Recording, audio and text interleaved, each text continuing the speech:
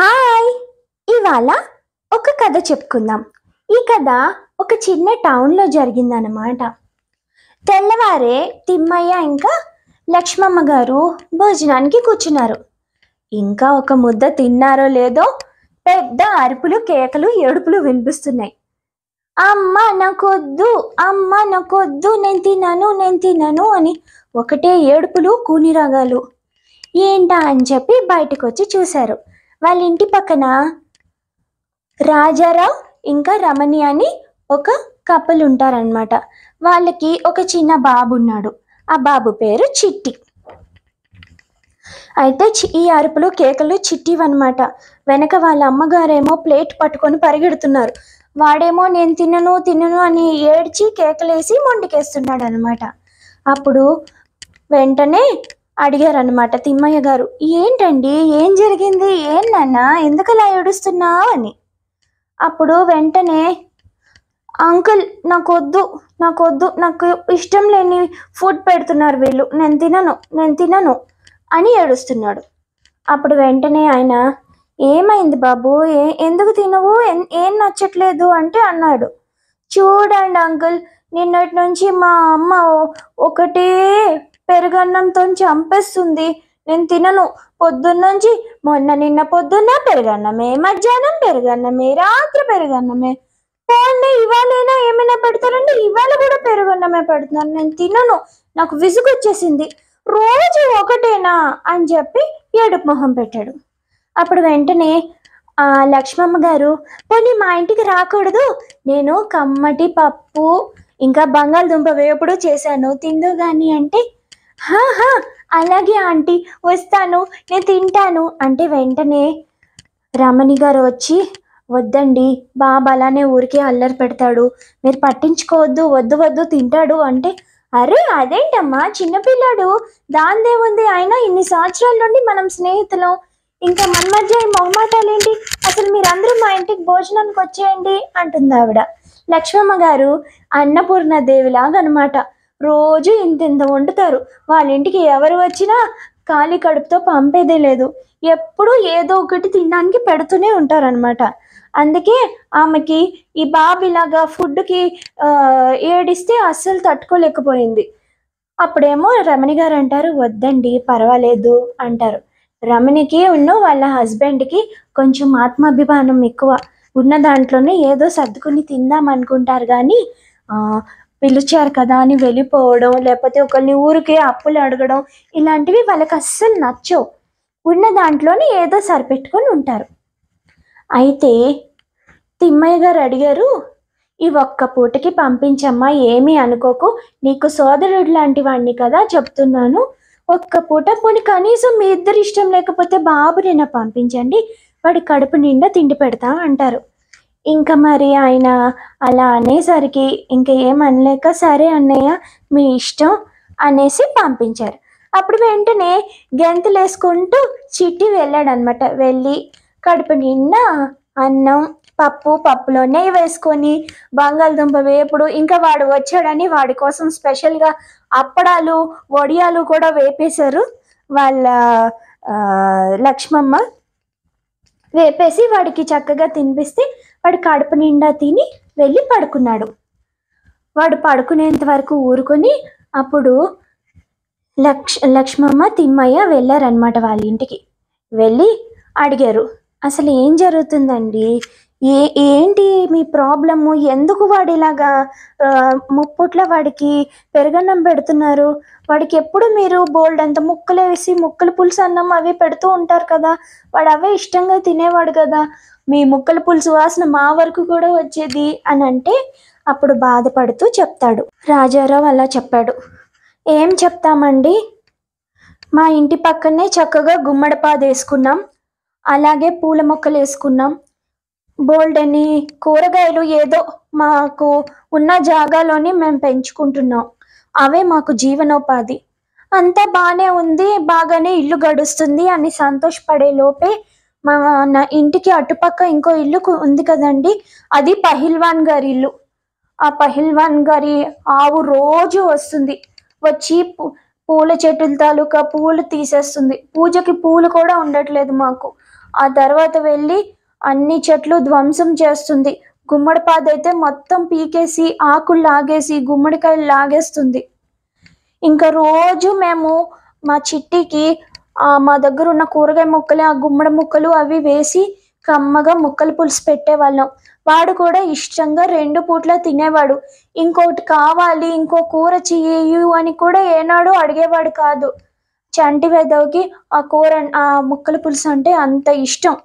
అలాంటిది ఇంకా మా దగ్గర లేక, పోనీ మా దగ్గర ఉన్న ఆ మిగిలిన కూరగాయలైనా ఏవైనా అమ్ముకొని డబ్బులు తెచ్చి దాటితో ఏమైనా కొందాము అంటే అసలు ఏవి మేము అసలు తెంపడానికి కూడా వీలు లేకుండా ధ్వంసం చేసి వెళ్ళిపోతుందండి. ఏం చేయాలి? ఇంకా అందుకే ఇంకేమీ తోచక ఆ ఉన్న పెరుగునే అలా అలా కొంచెం పాలు తోడేసుకొని అలా పెరుగు చేసుకొని వాడికి ముప్పూట్లో అవే పెడుతున్నాం. ఇంకా అన్నం కూడా నిండుకొస్తుంది. మాకేం చేయాలో అర్థం కావట్లేదు అని బాధపడతాడు. అప్పుడు తిమ్మయ్య అంటారు, అవునా, మరి ఒకసారి వెళ్ళి అతన్ని గట్టిగా ప్రశ్నించాలి కదండి. మీకింత నష్టం జరుగుతుంది, మీ జీవనోపాధి పోయింది, మీ ముగ్గురు మరి ఎలాగా జీవిస్తారు? అన్నీ అతను అలాగా ఆవుని తోసేశాడు కదా, మరి అతనికి బాధ్యత లేదా అంటే అప్పుడు చెప్తాడు రాజారావు, ఊరుకోండి, నేనేం చెప్తాను, ఆయన బాగా డబ్బు గలవాడు, మీకు తెలుసు కదా, ఆయన కోపం సంగతి మనకు తెలుసు. మొత్తం కుస్తీ పోటీల్లోనే గట్టా పార్టిసిపేట్ చేస్తూ ఉంటాడు. అంతేకాదు అందరికీ శిక్షణ కూడా ఇస్తూ ఉంటాడు. ఆయన చుట్టూ బోల్డ్ మంది ఆ కుస్తీ పోటీల్లోని పాల్గొనే వాళ్ళు కూడా ఉంటారు.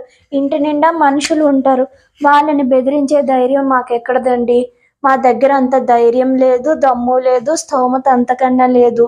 ఇంకా వాళ్ళు ఏం చేసినా మా జీవితం ఇంతే అని ఊరుకోవడమే అంటే అప్పుడు తిమ్మయ్య గారు అంటారు, ఇలా ఎన్నాళ్ళు ఊరుకుంటారండి అంటే, మరి ఏం చేస్తామండి, అందుకే చూసి ఏ ఊరు మారిపోదాం అనుకుంటున్నాం, వీళ్ళతో మేము పడలేకపోతున్నాం అంటే అప్పుడు తిమ్మయ్య అంటారు, అదేంటివి అండి, చిన్నప్పటి నుండి పెరిగిన ఊరిని మీరు ఎలా వదులుకుంటారు అంటే, మరి ఇంకేం చేస్తాం బాబు, ఇంకా ఏ పట్టణంకో వెళ్ళి ఏదో ఏ కూలో నాలో పనో చేసుకొని ఇంకా బతకాల్సిందే, మరేం చేస్తాం, మా సొంత ఊర్లోని మరి మాకు ఇంత అన్యాయం జరుగుతుంది అంటే అప్పుడు రాజారావుకి కంగారు పడద్దు, మా అబ్బాయి ఇవాళ సాయంకాలం వస్తాడు, వాడు బాగా తెలివైనవాడు, చదువుకున్నాడు, ఖచ్చితంగా మీకు ఒక మంచి ఉపాయం చెప్తాడు అంటారు. అంటే అలాగేనండి, తప్పకుండా కొంచెం చిన్నుబాబును అడుగుదాము, ఏమైనా ఉపాయం చెప్తాడో ఏమో చూద్దాము అన్నారు. సరే అని అతనికి ఇంకా నేను వెళ్తానని చెప్పేసి ఈ దంపతులు ఇద్దరు వచ్చేసారు. ఆ తర్వాత అన్నట్టుగానే సాయంకాలం చిన్ను వచ్చాడు. చిన్ను పట్నంలోని జాబ్ చేస్తూ ఉంటాడనమాట. బాగా చదువుకున్నాడు, ఇంకా బాగా తెలివైన వాడు కూడాను. వాళ్ళ అమ్మ నాన్నగారిని కూడా తనతో తీసుకెళ్ళిపోయి చక్కగా పట్నంలో ఉన్న సదుపాయాలన్నీ ఎంజాయ్ చేసేలా చేద్దాం అనుకున్నాడు. కానీ తిమ్మయ్య లక్ష్మమ్మ గారు మాత్రం మేము ఊరు మారం బాబు, ఏమీ అనుకోకు, నీకే వీలొచ్చినప్పుడల్లా వచ్చి వెళ్తూ ఉండు అని చెప్పేశారు. ఇంకా చేసేదేమీ లేక ప్రతి శనివారం లేకపోతే అప్పుడప్పుడు బాగా బిజీగా ఉంటే నెలకు ఒక 2-3 సార్లైనా వచ్చి వెళ్తూ ఉంటాడు చిన్ను. అయితే చిన్ను రాగానే ఫస్ట్ వాళ్ళ ఇంటికి తీసుకువెళ్ళారనమాట. రాజారావు రమణి వాళ్ళ ఇంటికి తీసుకెళ్తే ఇలాగా వాళ్ళ సమస్య మొత్తం చిన్నుకి చెప్పారు. చిన్ను విన్నాడు. విని, సరే అండి, మీరు ఒక పని చేయండి, ఈసారి ఆవు వస్తుంది కదా, అదేం చేస్తున్నా దాన్ని చేయనీయండి, కానీ మీరు ఒక పెద్ద చెంబు లాంటిది ఏదైనా పట్టుకొని దాని చుట్టూ ఏదైనా చీర లాంటిది, లేకపోతే ఏదైనా చీర చెంగో, లేకపోతే ఏదో ఒక గుడ్డ ముక్కతో కప్పేసి వెనక నుంచి వెళ్ళి ఆవు దానికి నచ్చిన పనులు చేస్తుంటే నెమ్మదిగా పాలు పితికేయండి. మీకు పాలు వస్తాయి కాబట్టి ఆ పాలు మీరు అమ్ముకుని మీకు కావాల్సిన వస్తువులన్నీ కొనుక్కోండి అన్నాడు. అంటే అప్పుడు అంటారు, అది తప్పు కదా బాబు అంటారు రాజారావు గారు. మరి అది తప్పు కదా బాబు, అది వాళ్ళ పాలు కదా, వాళ్ళు పెంచుకుంటున్న ఆవు, మేము తీసుకోవడం అన్యాయం కదా అంటాడు. అప్పుడేమో చిన్ను అంటాడు, మరి మీకేమైనా న్యాయం జరుగుతుందా అంకుల్? మీకు కూడా జరుగుతుంది, తప్పే కదా. మరి వాళ్ళు ఆవుని వదిలేశారు మీ మీదకి, వాళ్ళకి తెలియకుండానే ఆవు ఇటు వచ్చేస్తుందా? వాళ్ళకి తెలియకుండానే ఇంత ధ్వంసం చేసి వెళ్తుందా? మరి వాళ్ళు ఊరుకున్నప్పుడు, మరి వాళ్ళు ఆ విషయంలో ఊరుకున్నప్పుడు ఈ విషయంలోనే ఊరుకోవాలి. వాళ్ళు చేసేది న్యాయం అయితే మీరు చేయబోయేది కూడా న్యాయమే కదా అంకుల్. ఇప్పుడు మీరు ఇంత నష్టపోతున్నారు, కనీసం ఒక రూపాయి అయినా ఇచ్చాడా? అయ్యో ఇలా చేస్తుందా అని క్షమాపణ అయినా చెప్పాడా? ఊరికే ఆవుని మీ ఇంటి మీదకి వదిలేస్తున్నాడు. మీ స్తోమత ఏంటో అతనికి తెలుసు, మీరు ఎంత ఖర్చు పెట్టగలరో మీ దగ్గర ఏముందో తెలుసు. అయినా అంత క్రూరంగా అతను ప్రవర్తిస్తున్నప్పుడు మీరు మీ తెలివితేటలు ఉపయోగించి మీ పాలు మీరు తీసుకోవడంలో తప్పే లేదు. ఎలాగో ఆవును మీరే మేపుతున్నట్టే కదా, సో దాని పాలు మీరు తీసుకోవడంలో తప్పే లేదు, మీరే ఆవును పెంచుతున్నట్టు అవుతుంది కదా అంటాడు. అంటే అప్పుడు రాజారావు రమణి, మీరు చెప్తుంది న్యాయంగానే ఉంది బాబు, కానీ దొరికిపోతే ఇంకా ఏమవుతుందో అని భయంగా ఉంది అంటే అప్పుడు చిన్ను అంటాడు, ఏం అవ్వదండి, ముందు మీరు జాగ్రత్త పడండి, అందుకే చెప్పాను. అదే రమణి గారు అదేంటి చీర కొంగుతో నన్ను చుట్టేసి నెమ్మదిగా ఎవ్వరు చూడనప్పుడు పాలు పట్టేలా చూడండి, అదే మీరు చేయాల్సింది. ఒకరు పాలు పడుతున్నప్పుడు ఇంకొకరు కాపలాగా ఉండాలి, ఎవరు ఆ టైంలోని అక్కడికి వస్తున్నట్టు చూడకుండా చూసుకోండి. ఒకవేళ వస్తే వెంటనే ఏదో ఒక సైగ చేసి పాలు పితకడం ఆపేయడం అలాంటివి చెయ్యండి. నా మాట వినండి, మీకు ఆ పాలు చాలా ఉపయోగపడతాయి, మీరు ఆ పాలు అమ్ముకోవచ్చు, ఆ డబ్బులతోని మీకు కావాల్సిన వస్తువులు కొనుక్కోవచ్చు అని చెప్తాడు. సరే బాబు అలాగే చేస్తాం అంటాడు రాజారావు. బాబుకి ధన్యవాదాలు చెప్తారు. అయితే మరుసటి రోజు ఆవు వచ్చింది.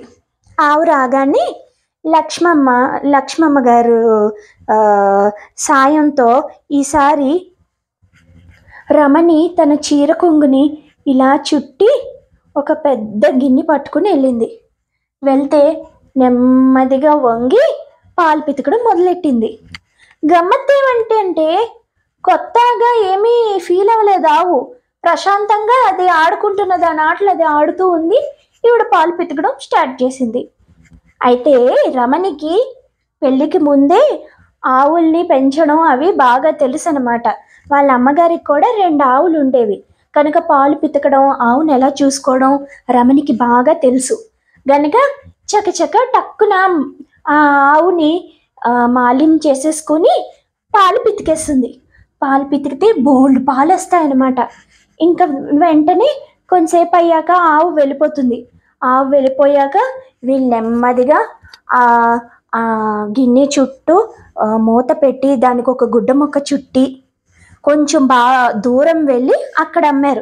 ఈ దగ్గరలో అమ్మితే తెలిసిన వాళ్ళు గుర్తుపట్టేస్తారు కదా, వీళ్ళకి పాలు ఎక్కడివి, వీళ్ళు పాలు ఎలా అమ్ముతున్నారు అని అనుమానాలు బోల్డ్ వస్తాయి కదా. అందుకు కొంచెం దూరం వెళ్ళి అమ్ముకుని వచ్చాడు రాజారావు. బాగానే డబ్బులు వచ్చాయి. వస్తూనే సరుకులు కూడా కొనేసి వస్తే ఇంకేంటి, మన బుజ్జి చిట్టి కడుపు నిండా మంచి ముక్కల పులుసు బువ్వ తిన్నాడు. ఇంకా రోజు ఇదే తంతు జరిగేది. నెమ్మదిగా ఆవు రమణికి బాగా అలవాటైపోయిందనమాట. రమణి చెప్తున్న మాట కూడా వినడం మొదలెట్టింది. నెమ్మదిగా రమణి కూడా అప్పుడప్పుడు వచ్చిన డబ్బుతో కొంచెం తౌడు అది ఏర్పాటు చేసుకొని పెట్టడం అలాగా బాగా చేరిక చేసుకుంది ఆవుని. ఆవు ఒకప్పుడంతలా ధ్వంసం చెయ్యట్లేదు. నెమ్మదిగా వచ్చి మహా అయితే ఇటు ఇటు ఆకులు అవి ఊపుతుంది, కానీ వీళ్ళ దగ్గర ఎక్కువసేపు ఆవు ఉంటుంది. ఆ ఆవుకి ఇక్కడ బాగా నచ్చింది.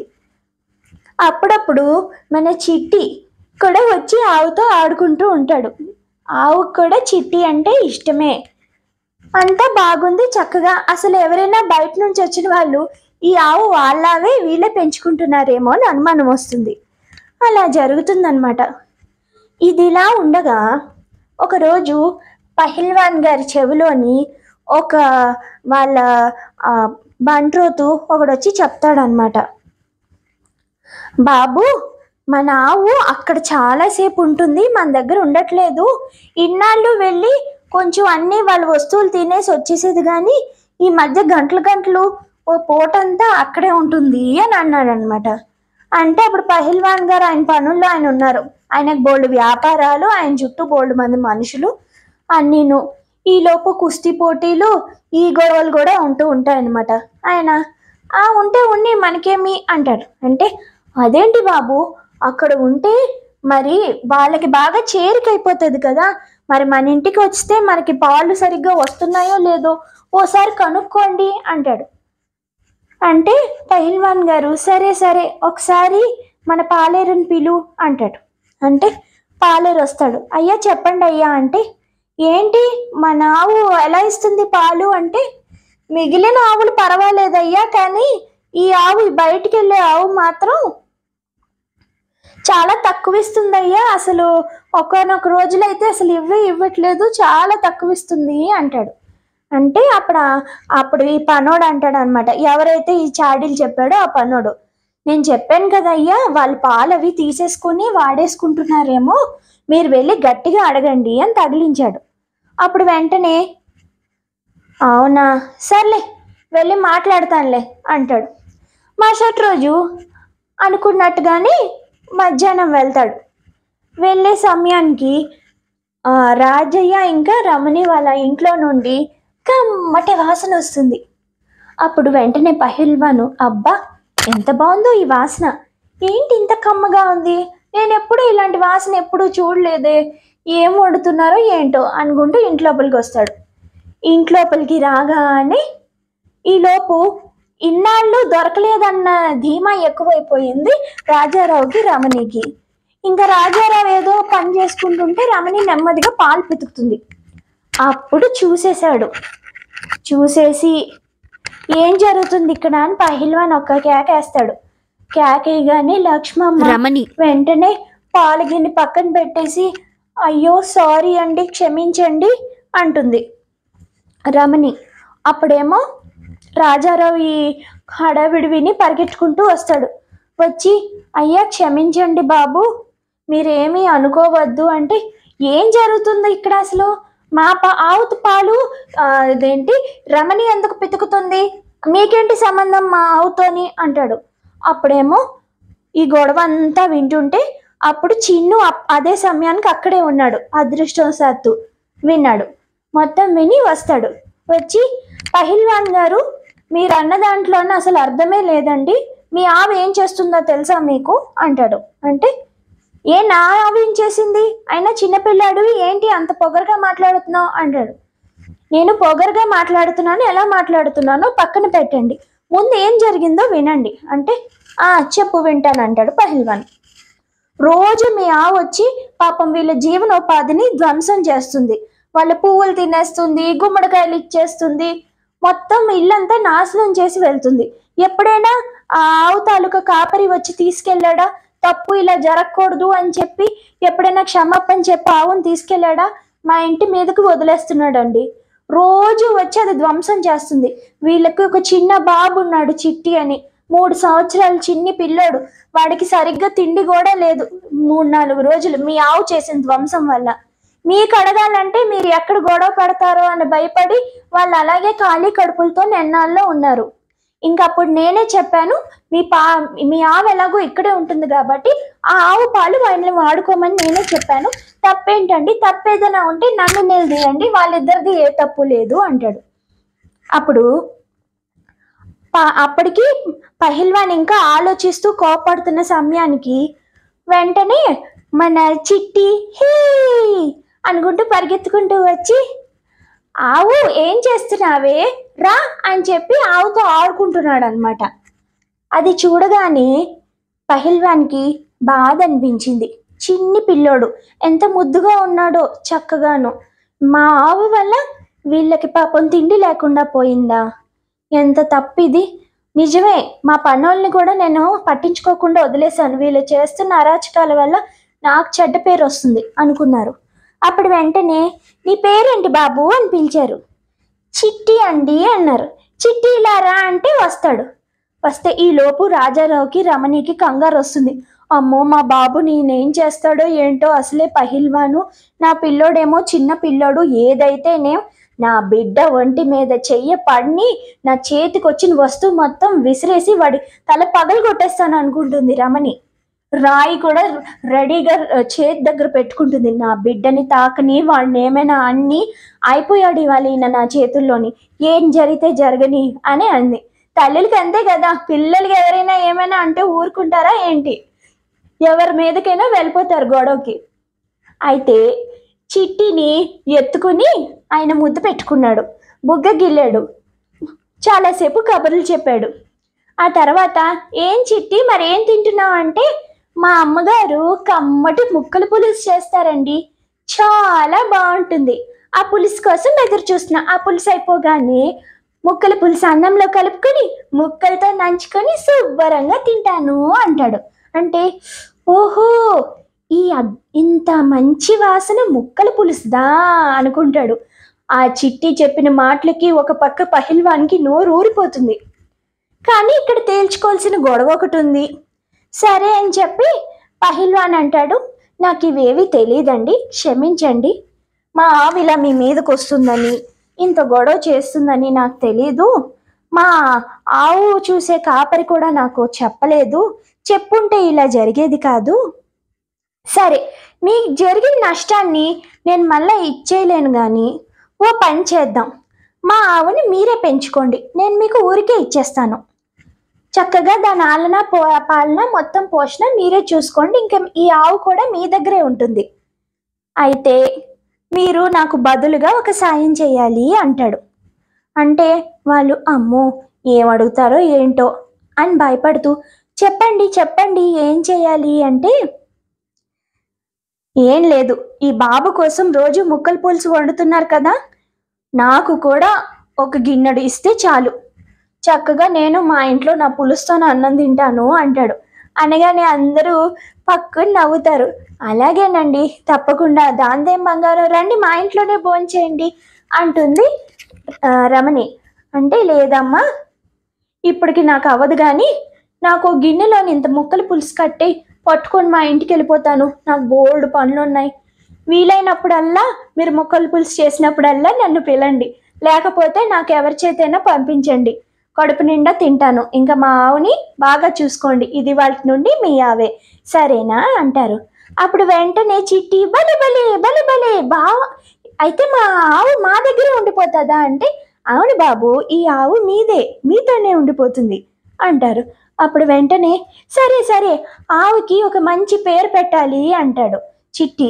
ఏం పేరు పెడతావు బాబు అంటే, ఆలోచించి ఆలోచించి సీత అంటాడు. సరే మీ సీత మీతోనే ఉంటుంది సరేనా అంటే, సరే అంటారు. ఇంకపై ఎప్పుడు ముక్కల పులుసు చేసినా తప్పకుండా పహిల్వాన్కి పంపిస్తూ ఉంటారనమాట. ఇంకా అందరూ హాయిగా హ్యాపీగా ఉంటారు. అంతేకాదు, ఎప్పుడైనా రమణి మంచి వంటకాలు చేసినా తప్పకుండా పహిల్వాన్ గారికి పంపిస్తూ ఉంటారనమాట. ఇంకా వాళ్ళ ఆవుని కూడా చాలా ప్రేమగా చూసుకొని అందరూ సంతోషంగా ఉంటారు. ఓకేనా, బాయ్.